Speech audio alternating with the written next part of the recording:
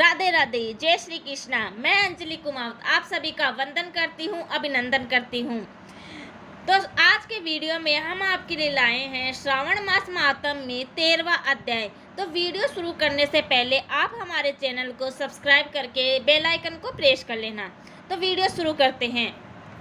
सनत कुमार बोले, हे भगवान, किस व्रत के द्वारा अतुल्य सौभाग्य प्राप्त होता है और मनुष्य पुत्र पौत्र धन ऐश्वर्य तथा सुख प्राप्त करता है। हे महादेव, व्रतों में उत्तम उस व्रत को आप मुझे बताइए। ईश्वर बोले, हे सनत कुमार, तीनों लोकों में विख्यात ध्रुवा गणपति व्रत है। सर्वप्रथम भगवती पार्वती ने श्रद्धा के साथ इस व्रत को किया था।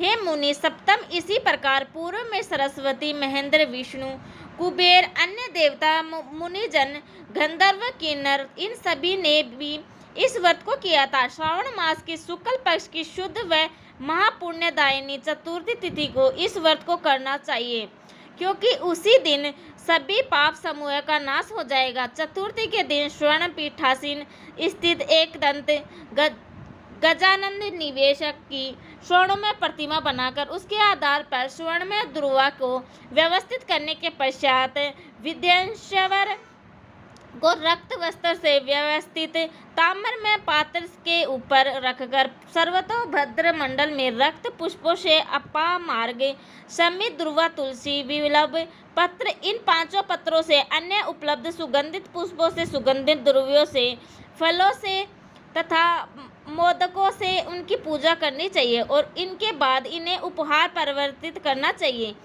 इस प्रकार अनेक उपचारों में से भी गिरजा पुत्र दिव्यनेश की पूजा करनी चाहिए। फिर इस प्रकार इस कहे स्वर्ण निर्मित इस प्रतिमा में विघ्नेश आवाहन करता हूँ।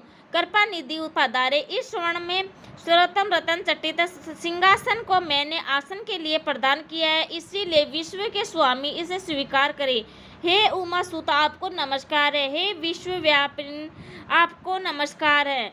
हे सनातन, मेरे समस्त कष्टों को आप कष्ट नष्ट कर दें और मैं आपको पद समर्पित करता हूँ। गणेश्वर देव, उपमा पुत्र तथा मंगल का विधान करने वाले को यह अर्घ्य प्रदान करता हूँ। हे भगवान, आप मेरे स्वर्ग को स्वीकार करें। विनायक सुर तथा वर प्रदान करने वाले को नमस्कार है। मैं आपको यह अर्घ्य समर्पित करता हूँ, इसे ग्रहण करें। मैंने गंगा आदि सभी तीर्थों से प्रार्थना पूर्वक यह जल प्राप्त किया है।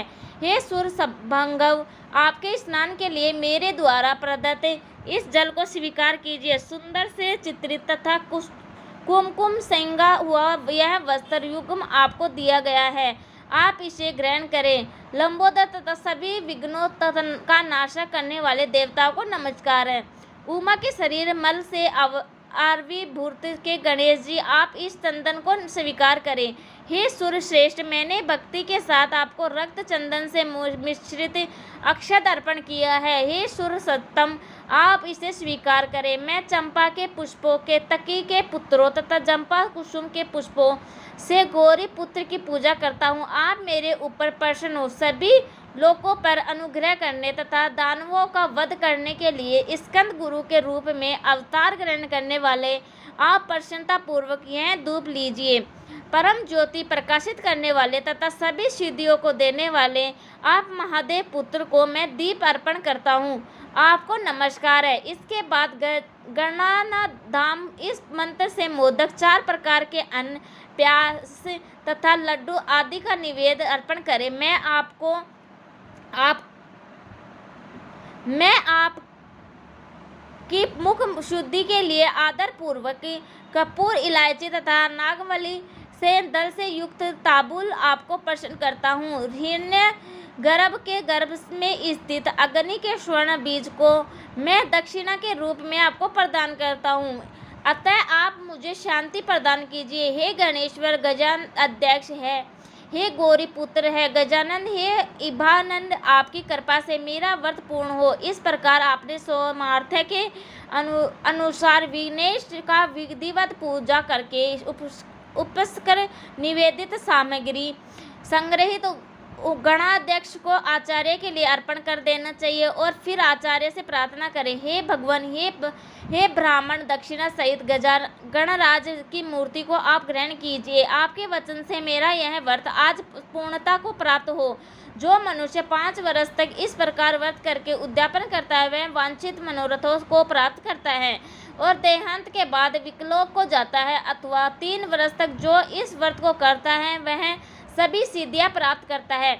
लेकिन जो व्यक्ति उद्यापन के बिना ही इस उत्तम व्रत को करता है और विधि के अनुसार भी इसका जो कुछ किया हुआ होता है वह सब निष्फल हो जाता है। अब आगे उद्यापन विधि भी सुनो। उद्यापन के दिन प्रातः काल तेलों से स्नान करे। उसके बाद व्यक्ति 1 पल या आधा पल या उसके भी आधे पल की स्वर्ण की गणपति की प्रतिमा बनाकर पंचगव्य से स्नान कराकर भक्ति तथा श्रद्धा के साथ इन 10 नाम मंत्रों से दलों से सम्यक पूजन करे। हे गणाधीश, हे उमा पुत्र, हे अग्नाशक, हे विनाशक, हे ईश पुत्र, हे सर्व सिद्धि प्रदायक, हे एकदंत, हे इब वरक को मोषक वाहन, आपको नमस्कार है। आप कुमार गुरु को नमस्कार है। इन नाम पदों से पृथक पूजन करें। पहले दिन आदि वासन करके प्रातः काल ग्रह होम करके दुर्वा दलों तथा मोदकों से होम कराना चाहिए। इसके बाद पूर्वाहुति आहुति देकर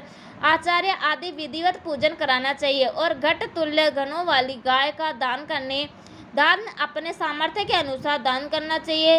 हे वत्स्य, इस प्रकार व्रत करने से मनुष्य सभी मनोरथों को प्राप्त कर लेता है।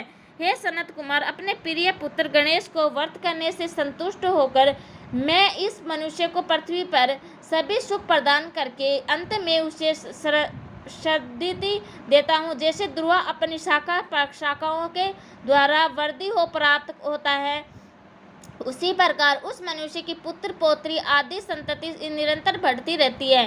हे सनत कुमार, मैंने ध्रुवपति का यह अत्यंत गोपनीय व्रत कहा है। सुख चाहने वाले को सर्वोत्तम व्रत को आवश्यक करना चाहिए। इस प्रकार श्री स्कंद पुराण के अंतर्गत ईश्वर सनत कुमार संवाद में श्रावण मास मातम में दुर्वा गणपति व्रत कथा का नामक